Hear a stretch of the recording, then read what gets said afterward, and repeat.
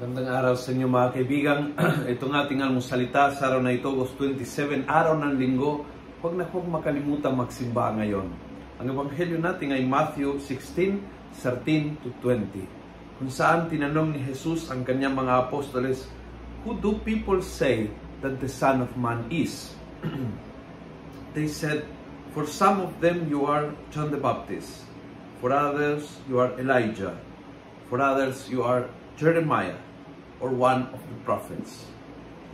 In other words, huwag mong tanungin ng mga tao kung sino ka, na hindi nila magets.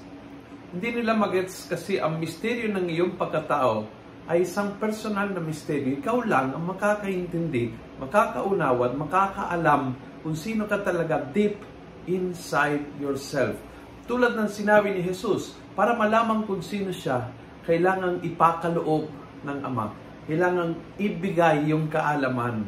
Hindi nating makuha sa lahat ng ating kaalaman and sense and knowledge and studies and interaction. Hindi nating makuhang unawain ng lubos, intindihin ng lubos, kilalaning ng ganap ang isang tao. Hindi natin kaya yon.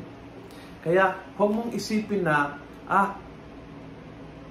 kilala ko ang aking asawa. As in, kilala kong ganap, kilala kong lubos. Yung mga anak ko, galing sa akin yan, kaya kilala ko sila. Leave room for mystery. Dahil we are a mystery. Maraming bagay madidiscover tungkol sa sarili mo. Magugulat ka. Maraming bagay malalaman mo. Mga kakayahan na hindi mo alam na mayroon ka. Mga talento na hindi mo alam na nasa iyo, mga capacities na hindi mo na imagine na nasa iyo. As life goes on, the Father will reveal who you are, who I am. Sa harap ng ibang tao, iwan laging bukas ang pinto ng mystery. Kaya hindi ko lubos na mauunawaan ang kanyang kilos at galaw dahil hindi lubos na makikilala kung hindi ipinakaloob ng Ama. Kung nagustuhan mo ang video ito, pass it on.